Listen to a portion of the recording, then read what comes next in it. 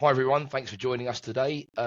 My name's Simon. I'm the Workday UK team manager at Focus on WD, and I'm joined today by Alexis Baker, a veteran of the Workday ecosystem. So Alexis, thanks for joining us. Tell us a bit about yourself. Thanks, Simon, and thanks for inviting me to be here. Hi everyone, I'm Alexis. I've been working in HR systems, people analytics for about coming up to 20 years now, which hopefully gives me the veteran status. But really passionate now about people analytics. I'm the head of people analytics at Knight Frank, currently building up a new team.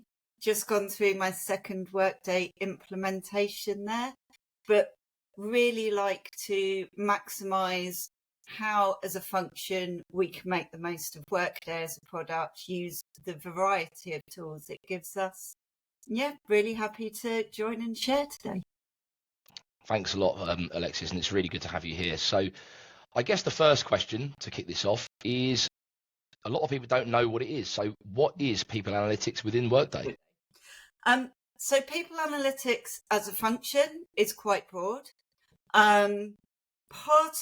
A key part of what we do is really unearthing the insights from data to drive forward company strategies, to really bring that planning in, and allow the people function to have a seat at the table with our partners in finance, but also to really move to make decisions based on what is right for the company, the firm that they are working in. Now, Workday gives us so many tools that we can use to do this. You've got the out-of-the-box reporting. And one of the things we always get drawn into is, can we provide a headcount report, or can we do some of the more basic things? Workday gives all of that out of the box.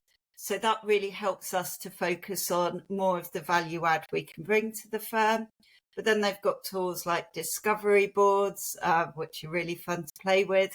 We have Prism as an external database, so we can do more complex processing there.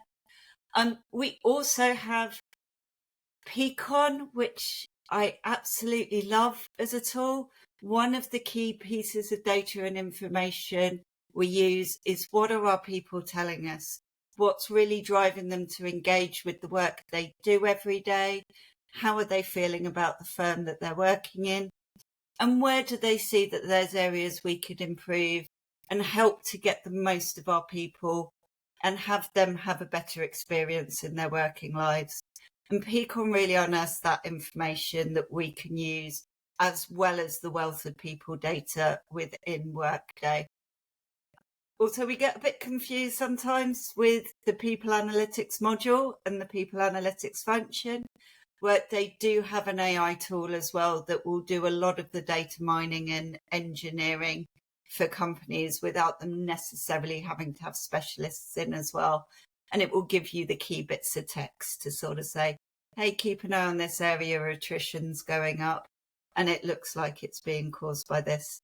So there's a wealth of tools that Workday can offer us, and Workday is one of the tools we use to really help us unearth the insights around our people around the firm.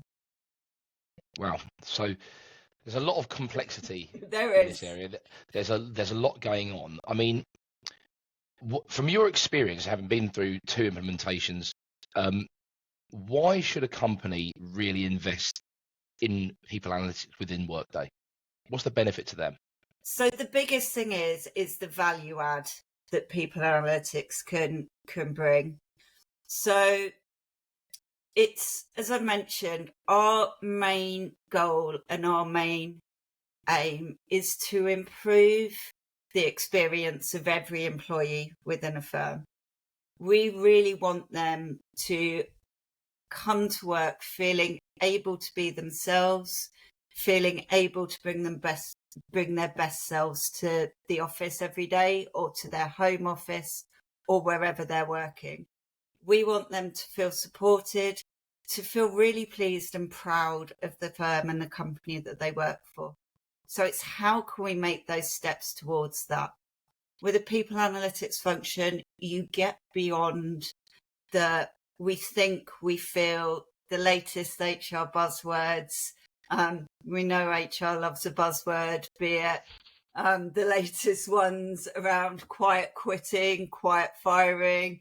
We had the Great Resignation. These things are happening around us, but are they happening within our firm? And what do we need to be doing to look at that? So we're driving that insight. And I was doing some data literacy training just yesterday with some of our teams. And it was highlighting how much bias we have as individuals and how much leaders will read things in the press or they'll see things and think, this actually relates to me. This is something I'm concerned about where I work. But actually, is it? And by using the data that we have, that we're collecting on a day-to-day basis, we can cut through all of that. And we can say, yep, this is a problem. Or yes, this is something we may want to look at in this specific area, but it's not impacting everyone. Or it's not something for us for the moment, but we can also predict to the future and say, but this might come up in a few years. Also, we're really good at going in front of finance directors, CFOs, teams like that, and being able to provide what an initiative, what a strategy for a people function or for people wider in the firm, be it outside of HR.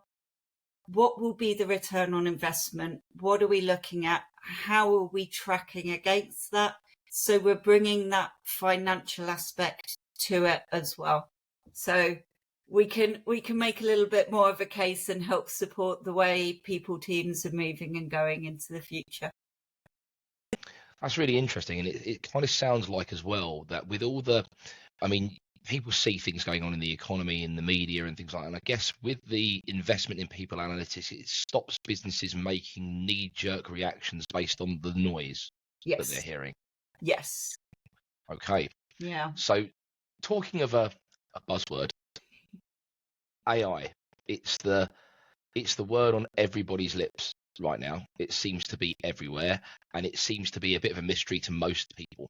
Okay, so so within how is AI changing the landscape of Workday people analytics? Because I know it's something that's being invested in and looked at heavily across the ecosystem right now. Yeah, and it really is. Now, one thing that does give me a lot of comfort with the AI offerings within Workday, and one of the key things that we look for as a people analytics team is that we have governance around anything we do. We are keeping our people's data safe, secure. It's not going out into the ecosystem. And one of the ways AI will work is it's all a lot around data sharing. It's sharing your key trends and then getting results from other companies that you can compare that data to. AI is built on a good, solid data foundation. Within the Workday offering, you know you've got that security blanket of Workday being around it, and you know it will only be shared in the right way. And have many chats with their data governance teams and probed and asked lots of questions and have felt very comfortable and satisfied with where that's going. But with that comes, we need to design AI strategies. We need to design AI plans for our HR functions. And a lot of it is upskilling our teams as well. AI is a big unknown. And for a lot of people, even the word data sounds terrifying, and they'll start coming up with the excuses that, hey, I'm data illiterate, I can't do this. By the way, never believe that. Everyone uses data more than they think. But it just allows us to teach, train, get people comfortable, but make sure we're putting the right security net around it. For people analytics as a function, it's where I get really excited. And this may not do me in great stead, but I feel like the days of dashboard are quite quickly dying out. I've experienced a lot in my career managers, leaders end up with what we would call dashboard fatigue. They've got dashboards over here to go to for finance, dashboards somewhere else for marketing, dashboards for their people data.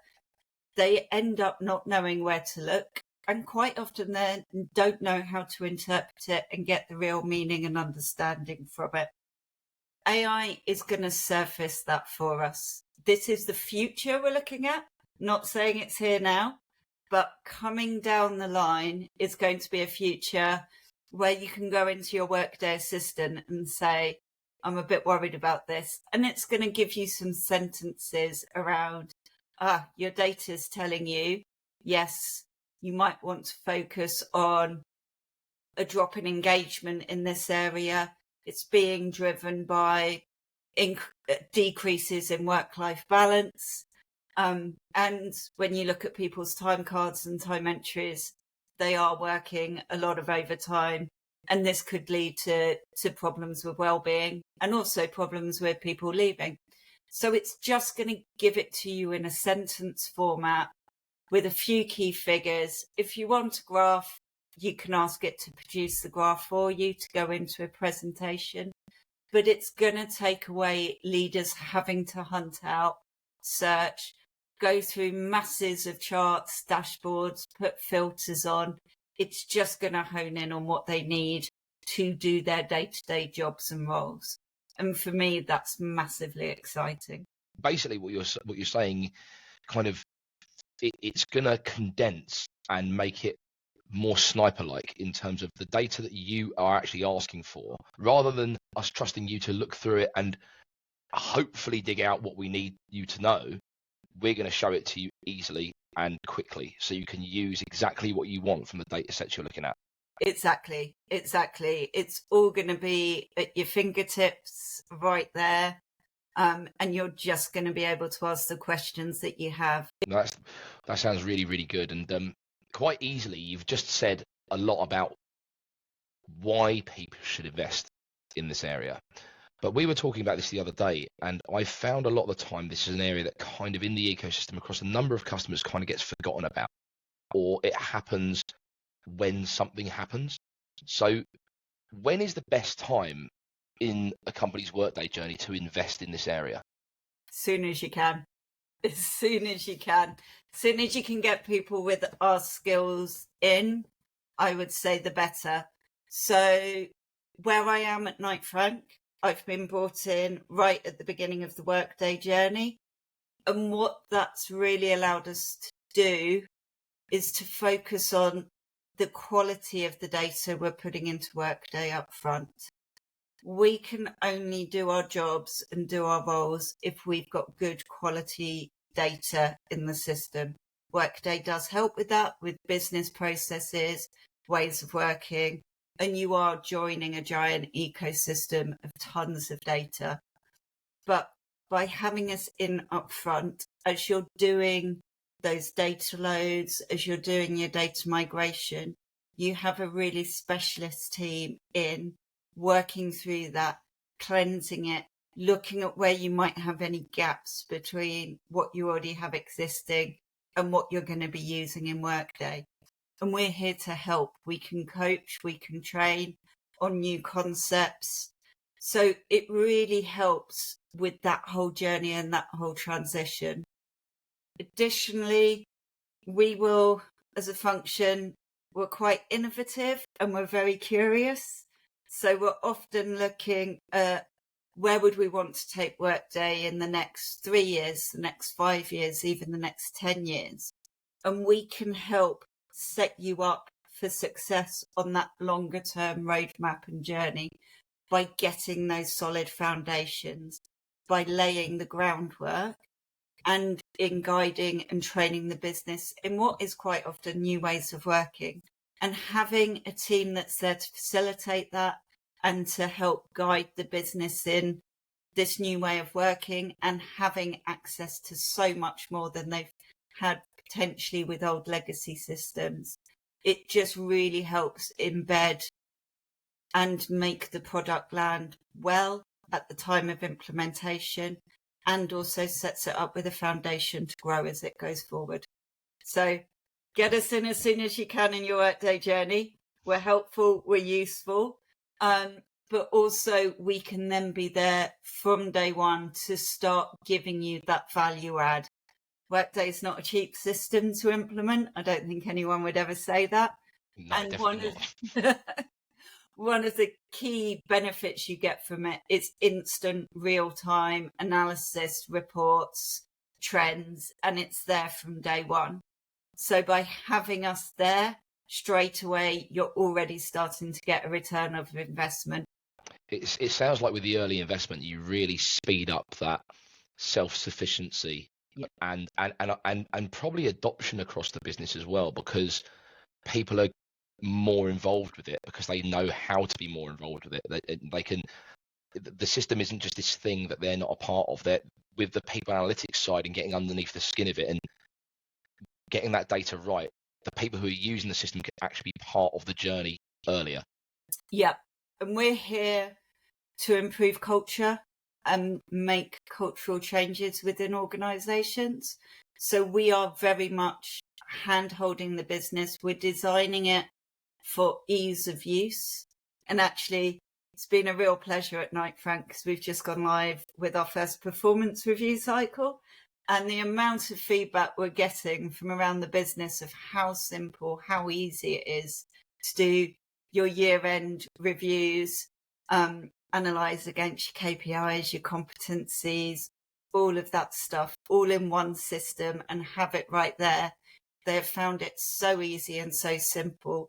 But by having us guiding on behaviours, how people engage with systems upfront to help with that design and look at how do you launch it, what functionality do you turn on, how is that going to evolve in the user experience as they get more used to Workday. It helps to bring our people on the journey as well. So, Alexis, we talked about the investment in people analytics, the future of people analytics with AI, but something I've noticed as a recruiter in this market, a lot of the time, people analytics and reporting, they kind of fall into the same space a lot of the time. You know, we get a lot of roles that are very dual-hatted, and a lot of companies, they don't differentiate the two. Okay, what's the difference? Great question, and I get this one a lot. But there is quite a difference. Reporting is just one arm of what we do. That's how, as a people analytics function, we get to grips with the data. We will, at the moment, while we're waiting for the technology to advance, we'll be building dashboards that people can use to self-serve to find out the information, the data, unearth the insights from their teams. But it's not all that a people analytics team does. And this is always one of the first things when I go into an organisation, I will lay out and I will build into the strategy. Reporting is just one arm of what we do as a people analytics function. So what we're doing is we're giving you safety and security with your data governance, as mentioned. Security models are a key one. Do the right people have access to the data that they need? And are we protecting the data that we need to protect and keeping that safe and secure? And Workday does give us a lot of options to do that. Very flexible in its security model. Complex, but flexible. We're going to dive into the analysis. So we do an employee listening survey. We'll get the feedback on board, but we won't just say to our leaders in the firm, here's your dashboard, off you go. We'll go into it ourselves. We'll read through. One of the last ones I did, read through 46,000 comments. We'll go through all of those on your behalf, gather the key trends, the key themes. We'll really delve into the information. We'll look at it by sector. We'll look at it by various people characteristics. We'll look at it in terms of people that have left since we did it, through the entire employee life cycle, and really draw on what action do we need to take. So it's not just, this is what came out lowest.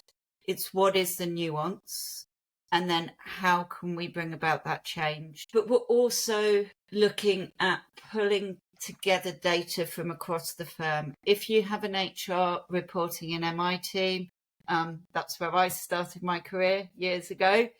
We would focus purely and mostly on just the data from HCM, a little on recruitment, a little from performance.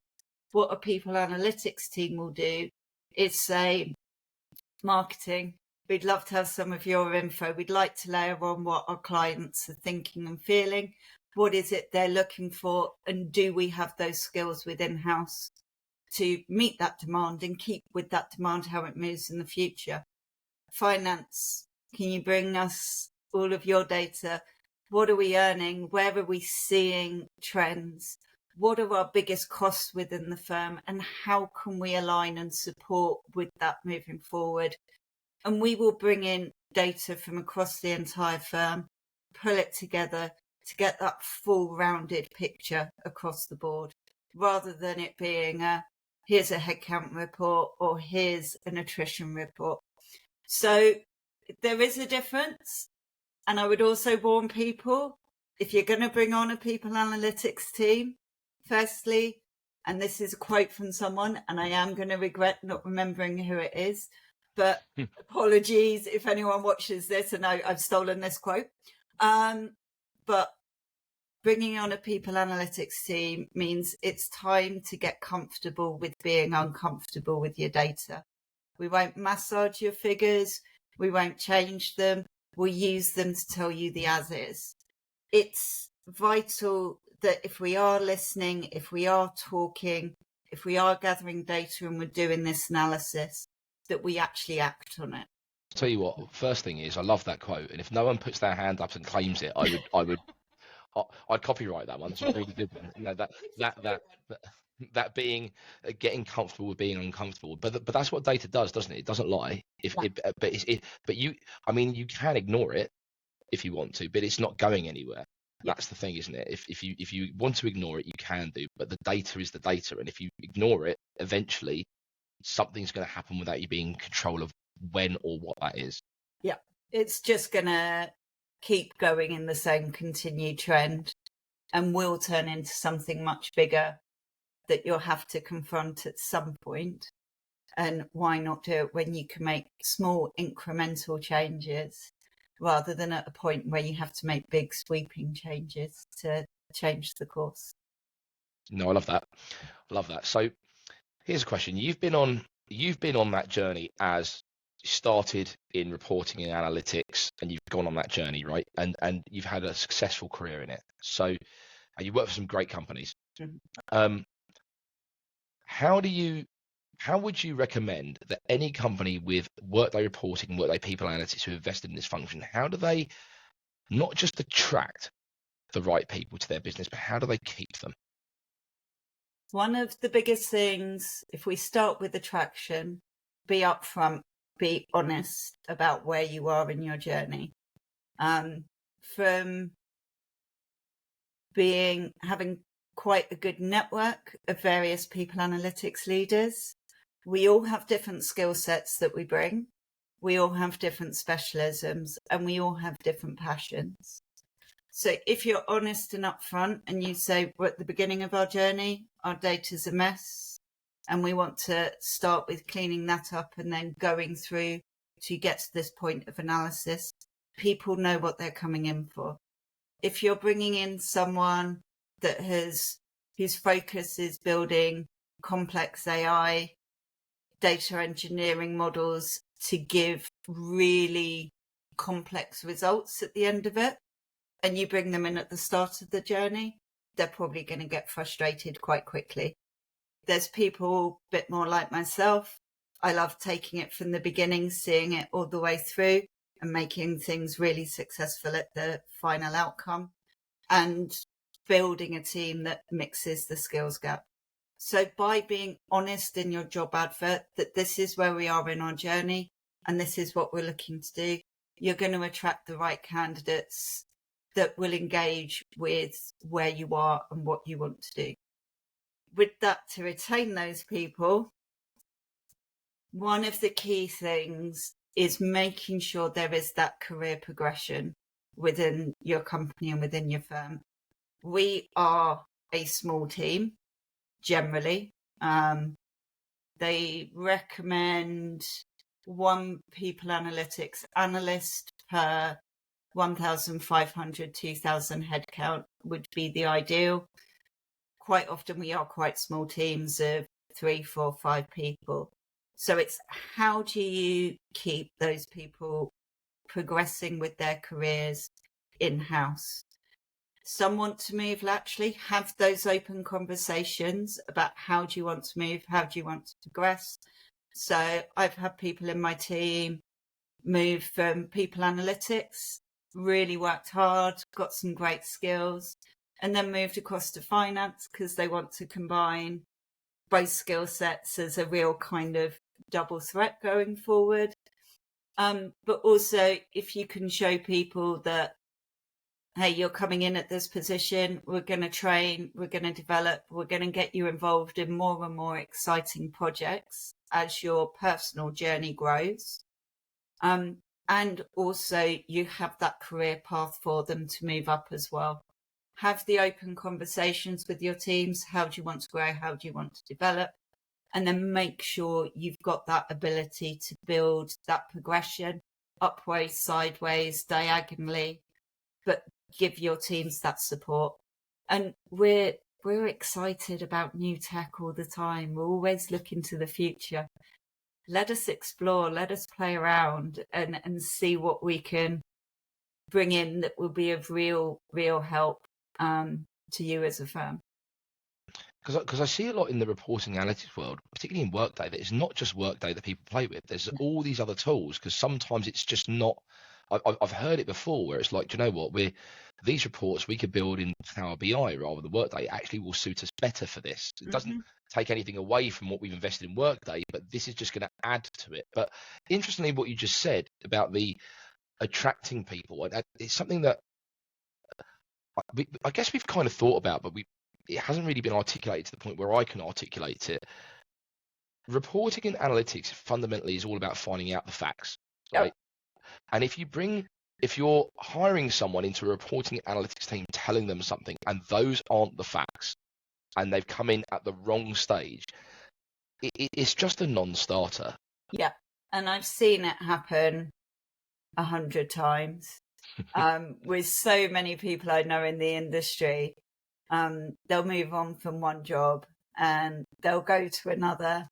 They've laid out their skill set, the complexity in which they work with. They might be an expert in Visio or one model. There's all these tools as well as Workday, as well as Power BI. You'll get your Power BI specialists, you'll get your data engineer specialists. They will come in wanting to expand and build on their skill set and work in a certain way. But they will turn around within 3, 4, 5, 6 months and say, actually, I came in here to build data pipelines out of Workday to put into Power BI, to put into those tools, or I'm a specialist in this tool or this way of working. And now you've brought me in and you want me to cleanse data to go into Workday. They will turn around and go within 4 or 5 months. Whereas you will get others who will want to keep through that journey. And I'm not saying either way is the right way, but every firm is at a different place in its growth, its development, and it's really making sure you're matching the skills that you are looking for, the investment you're looking to put into it in the future, along with the skills of the individual and where they want to take their career as well. Going a little bit off on this topic, okay, What if someone's recently invested in people analytics reporting, but they're new to Workday and they don't know the type of person they need? If you were in that position, but you needed someone, but you didn't know exactly what it was, how would you go about recruiting that person? That's why I say be honest, because you will get people that really love coming in. They want to help you shape and mold. They want to guide your strategy within people analytics. They'll come in, they'll learn your business, they'll learn your company, and they will specialize in taking you from starting out your journey all the way through and be with you for 10, 15 years, taking you along that journey and really seeing it to fruition. If you are honest, you're going to attract those people. So there is absolutely nothing wrong with saying we're fresh into this. We've heard or we've seen articles on LinkedIn about how much people analytics can bring us, but we don't know where to start. There's many of us, and I would include myself in it, that this is my specialism. I've always gone in to every company I've gone into. Quite often they didn't even have an HR systems team.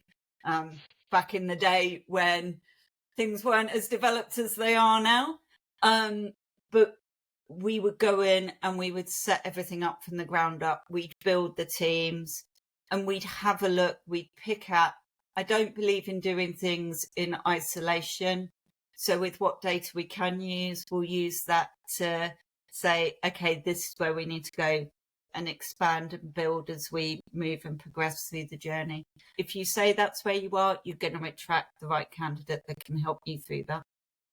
Superb. So I guess, Alexis, look, we could talk about this forever and a day, right? Because this is exactly what you do, and this is as I say, you're a veteran of this ecosystem. So if you were going to give everyone else top three tips for attracting and building a successful Workday reporting and people analytics function within their business, what are your top three tips there?